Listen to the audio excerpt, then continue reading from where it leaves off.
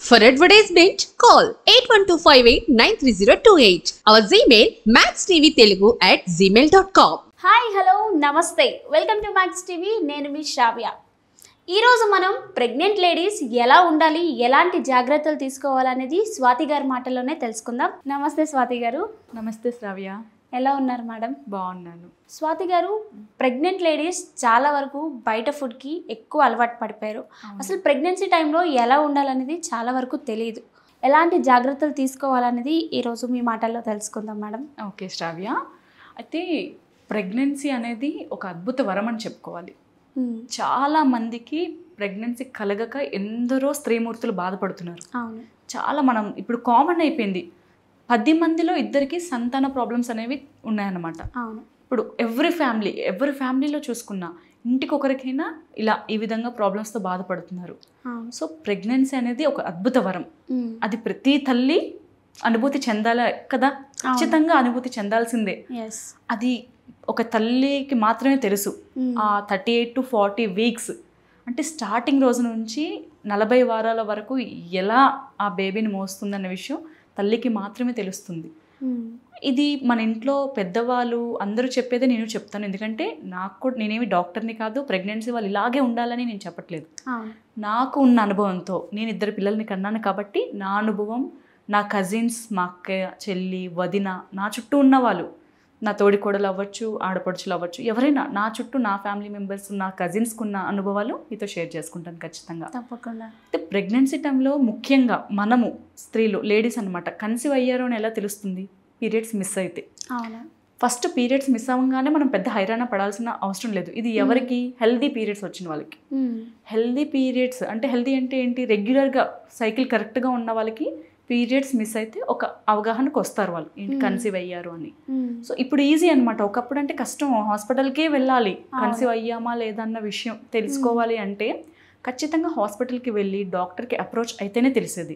ఇప్పుడు అలా కాదు. ప్రెగా న్యూస్, ప్రెగా చెక్, ఇలా వివిధ రకాల ఇంప్లిమెంట్స్ అనేవి వచ్చేసాయి. ఆ ఎక్విప్మెంట్స్తో ఇంట్లో ఈజీగా యూరిన్ టెస్ట్ చేసుకుని తెలుసుకుంటున్నారు. అమ్మాయిలందరూ ఇవాళ రేపు తెలుసుకుంటున్నారు. సో ఈ విధంగా మనకి కన్సీవ్ అయ్యామా లేదా అనేది తెలుస్తుంది. ఒకవేళ నెగిటివ్ వచ్చింది అనుకోండి, మీకు పీరియడ్స్ మిస్ అయ్యి కూడా నెగిటివ్ వస్తే డాక్టర్ని అప్రోచ్ అయ్యి ప్రాబ్లం ఏంటనేది తెలుసుకోవాలి. అది కూడా ఇంపార్టెంట్ చాలా. ఎందుకంటే ప్రాబ్లం ఏంటనేది తెలుసుకుంటేనే కదా క్యూర్ అనేది మనకి జరుగుతుంది అనమాట. క్యూరింగ్ త్వరగా అవుతుంది. ఒకవేళ కన్సీవ్ అయ్యారు, పాజిటివ్ చూపించింది అనుకో, అలా కూడా మనం డాక్టర్ దగ్గరికి వెళ్ళాలి. నెగిటివ్ వచ్చినా వెళ్ళాలి, పాజిటివ్ వచ్చినా వెళ్ళాలి. ఇది ముఖ్యంగా మనం తెలుసుకోవాల్సిన విషయం. నెగిటివ్ వస్తే ఎందుకు వెళ్ళాలి, అసలు ఎందుకు పీరియడ్స్ మిస్ అయ్యాం, అసలు కారణం ఏంటి అన్న విషయం మనం డాక్టర్ని కలిసి తెలుసుకోవాలన్నమాట. పాజిటివ్ వస్తే ఎందుకు వెళ్ళాలి? కన్సీవ్ అయ్యాం కదా, ఆటోమేటిక్గా మనకు తెలుసు. ఆ హ్యాపీనెస్తో మనం డాక్టర్ దగ్గరికి వెళ్ళి, అంటే డాక్టర్ దగ్గర వెళ్తారు, పాజిటివ్ రాగానే డాక్టర్ దగ్గర వెళ్తున్నాము అంటే అక్కడ మనకి ఆల్రెడీ కేర్ మొదలైంది కదా. మనం ఆల్రెడీ మనకి తెలియకుండానే మనం బాధ్యతలో పడ్డాం, అంటే జాగ్రత్త తీసుకుంటున్నాము. అంటే ఎప్పుడైతే మనకి పాజిటివ్ చూపించిందో ఆ రోజు నుంచి కూడా మనం కేరింగ్గానే ఉండాలి. ఇప్పుడు హెల్దీ పీరియడ్స్ వాళ్ళకి, ఒకవేళ ఇర్రెగ్యులర్ సైకిల్స్ ఉన్న వాళ్ళకైతే ఇది కొంచెం కష్టమనే చెప్పుకోవాలి శ్రావ్య. ఎందుకంటే ఇర్రెగ్యులర్ సైకిల్స్ ఉన్న వాళ్ళకి వాళ్ళు స్కిప్ అవుతారు. రెగ్యులర్గా స్కిప్ అయ్యాం కదా అనుకుంటారు. అయితే వాళ్ళు ఎలా తెలుసుకోవాలంటే, రెగ్యులర్గా వాళ్ళకి పీరియడ్స్ రావు, ఇరెగ్యులరే, అలాగే ఎప్పుడులాగే వాళ్ళు ఇప్పుడు కూడా స్కిప్ అయ్యారు, అయినా కూడా ప్రెగ్నెన్సీగా ఉంటారు కొందరు. అలా ఉన్న వాళ్ళు ఎలా తెలుసుకోవాలంటే, ఒంటికి నీరసంగా ఉంటుంది, వేవుళ్ళు వస్తాయి, వామిటింగ్ సెన్సేషన్గా ఉంటుంది, రోజంతా ఏ పని చేయకపోయినా అలసటగా ఉంటుంది, ఏదో తినాలని కోరిక, తినలేకపోవడం, ఏదో మనకి తెలుస్తుంది అన్నమాట. బాడీలో హార్మోన్స్ చేంజ్ కదా, హార్మోన్స్ చేంజ్ ప్రక్రియ. అయితే అది తెలుస్తుంది, ఎక్కడో ఒక దగ్గర తెలుస్తుంది మనకి. ఒక్కొక్కరి బాడీ తీరు అనేది ఒక్కొక్కలా ఉంటుంది, అందరికీ ఒకేలా ఉండదు. ఇప్పుడు నాకున్నట్టే ప్రతి ప్రెగ్నెంట్ లేడీకి ఉంటుంది అని నేను చెప్పను. ఎవరి శరీరాన్ని బట్టి, వాళ్ళ బాడీ విధానాన్ని బట్టి, వాళ్ళ హార్మోన్స్ చేంజెస్ వల్ల కొందరికి వామిటింగ్స్ ఉంటాయి, కొందరికి కళ్ళు తిరుగుతాయి, కొందరికి ఆకలి ఎక్కువగా ఉంటుంది, కొందరికి అసలు ఆకలే ఉండదు. ఇలా ఏదో ఒక సిమ్టమ్ వల్ల కనబడుతుంది. అలాంటివి ఉంటే కూడా మనం చెక్ చేసుకోవడం లేదా డాక్టర్ దగ్గరికి వెళ్ళడం ఇలా చేయాలన్నమాట. సో ఈ రకంగా మనకి ప్రెగ్నెన్సీ అనేది తెలుస్తుంది. ఇందులో చూడు, చెక్ చేసుకోవాలి. పీరియడ్స్ మిస్ అయిన 1 or 2 వీక్స్ వరకు మనం కన్సీవ్ అయ్యామన్న విషయం మనకు తెలియదు కదా. సో ఇక్కడ 1 month అనేది గడిచిపోతుంది ఆల్రెడీ. కన్సీవ్ అయిన 1 month అనేది మనకు తెలియకుండానే మనం ఈ టెస్ట్ చేసుకోవడంలో మనం ప్రెగ్నెంట్ అయ్యాము అన్న విషయం తెలుసుకోవడంలోనే గడిచిపోతుంది. అవును. ఆ తర్వాత ఫస్ట్ మంత్ అనుకో ఇక ఒక నెల అప్పటి నుంచి ఇక మనం జాగ్రత్తగా ఉండాలి. జాగ్రత్తగా ఉండడం అంటే చాలామంది ఈ రోజుల్లో అసలు బెడ్ మీద నుంచి కిందకి దిగకుండా ఉంటున్నారు. అయ్యో ఆ పని చేస్తే ఇది అవుతుంది, ఈ పని చేస్తే అబార్ట్ అయిపోతుంది, అలా భయపడుతున్నారు. డాక్టర్స్ భయపడుతున్నారో లేకపోతే పిల్లలే భయపడుతున్నారో మనకు తెలియదు. కానీ చాలామంది ప్రెగ్నెన్సీ అంటే నిజంగా అది ఒక వరం, ఇట్స్ ఒక గ్రేట్ ఫీలింగ్, ఒప్పుకుంటాను. కానీ మరి పూర్తిగా భూమి మీద అడుగు వేసి నడవలేనంతగా మనం చేయాల్సిన అవసరం అయితే లేదు, అంతే కదా. ఏంటంటే జాగ్రత్తగా ఉండమన్నారు, అంతేగాని పూర్తిగా మనం నిల్చోవద్దు, కూర్చోవద్దు, పని చేయొద్దు అని ఎవరూ చెప్పలేదు.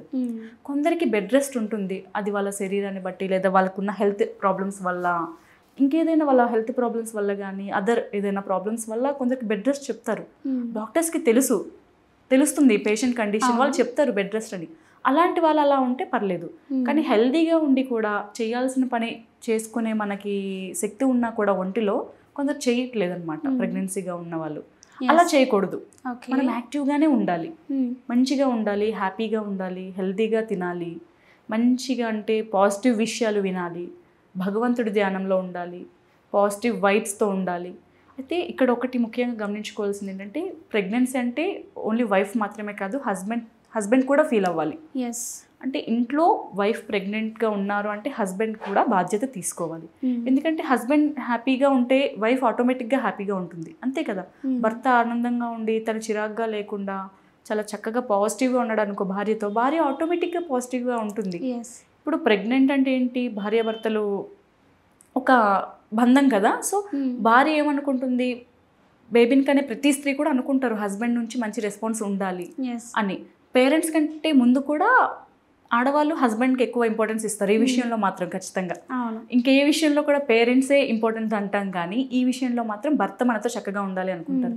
సో భర్త కేర్ తీసుకోవడం కూడా ఇందులో ప్రధానంగా మనం భావించాల్సిన విషయం ఏంటంటే భర్త కూడా భార్యని చాలా జాగ్రత్తగా చూసుకోవాలి ఈ సమయంలో. ఓకే స్వాతి గారు, నాకు ఒక డౌట్. ఇప్పుడు చాలా వరకు ప్రెగ్నెన్సీ టైంలో లాంగ్ జర్నీస్ చేస్తూ ఉంటారు. అవును. అలా చేయడం మంచిదేనా? బేబీకి ఆమెకి ఇద్దరికి మంచిది అంటారా? అయితే శరీరాన్ని బట్టి, వాళ్ళ యొక్క పరిస్థితిని బట్టి, ఇందాక చెప్పాను కదా అలాగా. కొందరు హెల్దీగా ఉంటారు, కొందరు హెల్దీ ప్రెగ్నెన్సీగా ఉంటారు, కొందరు ఎక్కడికి వెళ్ళినా ఏమీ అవ్వదు. కానీ కొందరికి మాత్రం రిస్క్, కొందరికి జర్నీస్ హై. ఇప్పుడు ట్రైన్ జర్నీ ఎలా ఉంటుంది, కొంచెం ట్లక్ లాగా ఉంటుంది. అలాంటి జర్నీస్లో అబార్ట్ అయ్యే ఛాన్సెస్ ఉంటాయి. వీక్ ప్రెగ్నెన్సీస్ అనమాట. వాళ్ళు చాలా జాగ్రత్తగా ఉండాలి. అందుకే డాక్టర్ దగ్గరికి అప్రోచ్ అయ్యి మన కండిషన్ ఎలా ఉందని చెక్ చేయించుకొని వాళ్ళు జనరల్ చెకప్ చేస్తారు, స్కానింగ్స్ చేస్తారు, తెలుస్తుంది వాళ్ళకి ఇలా జర్నీ చేయాలి. ఇప్పుడు మనం ఖచ్చితంగా వెళ్ళాలి. సొంత సిస్టర్ పెళ్ళే ఉంది అనుకుందాం, సొంత చెల్లో అన్నయ్యో పెళ్ళే, ఇప్పుడే కన్సీవ్ అయ్యింది అమ్మాయి. అప్పుడు ఎలా సొంత అన్నయ్య పెళ్ళి మానుకోలేరు కదా. అమ్మాయి కన్నవారు ఎక్కడో ఉంటారు, మనం ఇక్కడ ఉంటాము, లేకపోతే ఇంకెక్కడో ఉంటారు. రావాలి, ఖచ్చితంగా అన్నయ్య పెళ్ళికి రావాల్సిందే. ఒకవేళ హెల్దీ ప్రెగ్నెన్సీ అనుకో, డాక్టర్ని అయినా కూడా డాక్టర్ దగ్గరికి వెళ్ళి డాక్టర్ సలహా తీసుకొని ప్రయాణం చేయాలన్నమాట.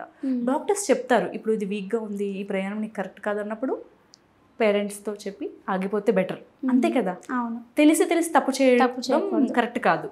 ఆల్రెడీ డాక్టర్ వద్దు అంటున్నారు, మనం వీక్ అంటున్నారు, పేరెంట్స్ కూడా అర్థం చేసుకుంటారు. మన పెద్దవాళ్ళు అర్థం చేసుకోరా, ఇది మన సిచ్యువేషన్ ఇలా ఉంది అంటే, లేదమ్మా నువ్వు ఇలా ఈ మెడిసిన్ ఓకే తీసుకోవచ్చు, నువ్వు ఇలా వెళ్ళొచ్చు, సేఫే, ఓకే పర్లేదు, ఈ విధంగా నువ్వు ప్రయాణం చేయు అంటే ఖచ్చితంగా జర్నీ చేయొచ్చు. అది వాళ్ళ ప్రెగ్నెన్సీ సిచ్యువేషన్ బట్టి ఉంటుందన్నమాట. అందరికీ హెల్దీ ప్రెగ్నెన్సీ ఉండదు, కొందరికి వీక్ ప్రెగ్నెన్సీస్ ఉంటాయి, కొందరికి హెల్దీ ఉంటాయి. ఇంకా ఆరోగ్యమైన ఫుడ్ కూడా తీసుకోవాలి ప్రెగ్నెన్సీ టైంలో. ఎలాంటి ఫుడ్ తీసుకోవాలి ప్రెగ్నెంట్ లేడీస్ని? ప్రెగ్నెన్సీ లేడీస్ సమతుల్యమైన ఆహారం తీసుకోవాలి. సమతుల్యమైన ఆహారం అంటే బ్యాలెన్స్డ్ డైట్. బ్యాలెన్స్డ్ డైట్ అంటే ఏంటి, carbohydrates, minerals, vitamins, iron, calcium అన్నీ వచ్చేస్తాయి అన్నమాట. సో ఇలా అన్ని రకాల న్యూట్రియంట్స్ ఉన్న ఫుడ్ ప్రెగ్నెన్సీ లేడీ తీసుకోవాలి.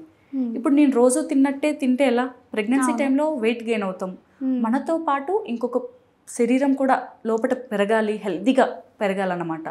సో అన్నిటికీ సరిపడా న్యూట్రియంట్స్ ఫుడ్ మనం తీసుకోవాలి. అంటే ఇల్లు కట్టినప్పుడు సిమెంటు, ఇటుకలు, మట్టి ఇవన్నీ ఎంత అవసరం, ఎంత చక్కగా వాటిని మనం బిల్డ్ చేస్తే ఇల్లు అంత అందంగా కట్టగలం వాటికి, అవునా కాదా. అలాగే మన గర్భంలో ఉన్న శిశువుకి చర్మం మొత్తం ఏర్పడాలి అంటే కూడా ఈ న్యూట్రియంట్స్ అనేవి చాలా అవసరం.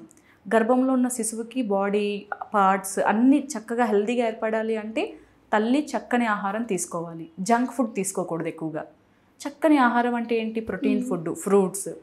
కొందరికి తినాలని ఉంటుంది కానీ వామిటింగ్స్ ఉంటాయి. చాలా మందికి శ్రావ్య డెలివరీ అయ్యే వరకు కూడా చాలా రకాల ఫుడ్ తినాలి అనిపిస్తుంది కానీ తినలేరు, పాపం వామిటింగ్స్ అనమాట. కొందరు హెల్తీగా ఉంటారు, చక్కగా పని చేసుకుంటారు, చక్కగా తింటారు, చాలా హెల్తీగా ఉంటారు. ఈ రకంగా అనమాట. నాకు తెలిసినంత వరకు అయితే ఆరోగ్యకరమైన ఆహారం తీసుకుంటే చాలా మంచిది గర్భిణీ స్త్రీలు. స్వాతి గారు, ప్రెగ్నెంట్ లేడీస్ ఎవరైతే ఉన్నారో లైక్ లోపల బేబీ ఉంటుంది కదా, మనం ఏం చేస్తే లోపల బేబీకి కూడా అవే అలవాటు అవుతాయి అంటారు, అది ఎంతవరకు కరెక్ట్ అంటారు? ఇది మనం కొత్తగా చెప్పుకుంటున్న విషయం కాదు, అది మనకి ఆల్రెడీ పురాణాలే చెప్తున్నాయి అన్నమాట. గర్భంలో ఉన్న శిశువు తల్లి గర్భంలో ఉండగానే అన్నీ వింటారు అన్న విషయం మనకి ఆల్రెడీ తెలుసు. అభిమన్యువు శశిరేఖ గర్భంలో ఉండి అన్నీ వింటున్నాడు అని చాలా పురాణాల్లో అది మనకు చెప్తూ వచ్చిన విషయమే. అది నిజమే. తల్లి మెంటల్గా ఎలా ఉంటారో అంటే వాళ్ళ సిచ్యువేషన్స్ అన్నీ కూడా బేబీ పైన కూడా ఆ స్ట్రెస్ అనేది ఉంటుందన్నమాట. బాగా స్ట్రెస్గా ఉన్నారు మదర్ ప్రెగ్నెన్సీ టైంలో అంటే ఆ స్ట్రెస్ ఆటోమేటిక్గా బేబీ కూడా రియాక్ట్ అవుతుంది. ఎంత పాజిటివ్ వైబ్స్తో మనం ప్రెగ్నెన్సీని మూవ్ ఆన్ చేస్తామో అంత పాజిటివ్గా మన బేబీ అంత హెల్దీగా పుడుతుందన్నమాట. ముఖ్యంగా ఇది చక్కగా అనమాట, లైక్ స్టార్టింగ్ నుంచే 3వ నెల అంటే 2వ నెల నుంచి కన్సీవ్ అయినప్పటి నుంచి కూడా తల్లి తన కడుపులో ఉన్న శిశువు పైన శ్రద్ధ వహించాల్సిందే. మనం ప్రిపేర్ అవ్వాలి, ఓకే ఇలా ఉండాలి, ఇలా చక్కగా అంటే దైవనామాలు వినడం, స్తోత్రాలు వినడం, చక్కని పాజిటివ్. ఇంకొకటి ముఖ్యంగా ఏంటంటే ఫోన్స్ ఎక్కువ చూడకూడదు, రేడియేషనే కదా. మొబైల్స్ ఎక్కువ స్క్రీన్ చూసి నానా విధంగా స్క్రీన్ చూస్తుంటే ఆటోమేటిక్గా పుట్టిన పిల్లలు కూడా అలాగే తయారవుతారు, స్క్రీన్కి అడిక్ట్ అయిపోతారు. వాళ్ళకి అంటే ఆల్రెడీ మనము చూస్తున్నాం, మనం ఏదైతే వింటున్నామో వాళ్ళు మన లోపటే ఉంటారు కదా, మనం రియాక్ట్ అవుతుందంతా కూడా వాళ్ళు రియాక్ట్ అవుతారు. ఎందుకంటే మన లోపటే ఉంటారు వాళ్ళు, అంతే కదా. బ్రెయిన్ నీకు కనిపించదు, ఎక్కడో ఉంటుంది, బట్ నువ్వు బయట చూసింది ఎలా రిగార్డ్ చేసుకుంటుంది? నువ్వు స్క్రీన్ చూస్తుంటే బ్రెయిన్ ఆటోమేటిక్ రిగార్డ్ చేసుకుంటుంది కదా, ఐ కాంటాక్ట్, నర్వస్ కాంటాక్ట్ వల్ల. సో మన లోపట ఉన్న బేబీ కూడా అదే విధంగా అన్ని రిగార్డ్ చేసుకుంటుంది అనమాట. కాబట్టి తల్లి చాలా చక్కని ప్రవర్తనతో ఉండాలి.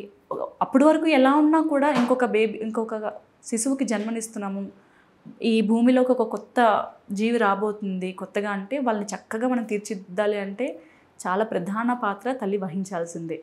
అప్పటి నుంచి అంటే బిడ్డకి జన్మించాకే తల్లి కాదు, కన్సీవ్ అవుతారు కదా, బై డే 1 నుంచి కూడా మనం తల్లి. అంటే మన లోపల బేబీ ఉంటుంది, వాళ్ళ బాధ్యత కూడా చూడు. కన్సీవ్ అయిన వాళ్ళతో పాటు అయ్యో ఈ టాబ్లెట్ వేసుకోవాలి, ఈ మెడిసిన్ టైంకి తీసుకోవాలి, నేను ఈ హెల్దీ ఫుడ్ తినాలి అని ఆలోచిస్తారు. అంటే ఒక తల్లిలాగా ప్రేరణ ఏర్పడిపోయినట్టే కదా. అంటే కన్సీవ్ అవుతున్నప్పటి నుంచి ఇంకా తల్లి అని అర్థం అనమాట. సో మనకి తెలియకుండానే అప్పటి నుంచి మనం లోపట ఉన్న శిశువు కోసం అన్ని జాగ్రత్తలు తీసుకుంటాం. పుట్టాక కూడా తీసుకోవాలి, కన్సీవ్గా ఉన్నప్పుడు కూడా మనం ఆ బిడ్డ జాగ్రత్తలన్నీ తీసుకుంటున్నట్టే. మరి మనం ఐరన్ టాబ్లెట్స్ వేస్తున్నాం, ఫోలిక్ వేస్తున్నాము, చక్కగా ఆరోగ్యమైన ఫుడ్, ఇవన్నీ ఎవరి కోసం? మన కోసమేనా? కాదు. లోపట ఉన్న శిశువు చాలా హెల్దీగా బయటికి రావాలి, హెల్దీగా ఉండాలనే కదా తల్లిలందరూ కూడా తింటున్నారు హెల్దీగా. సో అలా అన్నమాట. చాలా చాలా బాగా చెప్పారు స్వాతి గారు, thank you so much. Okay అండి.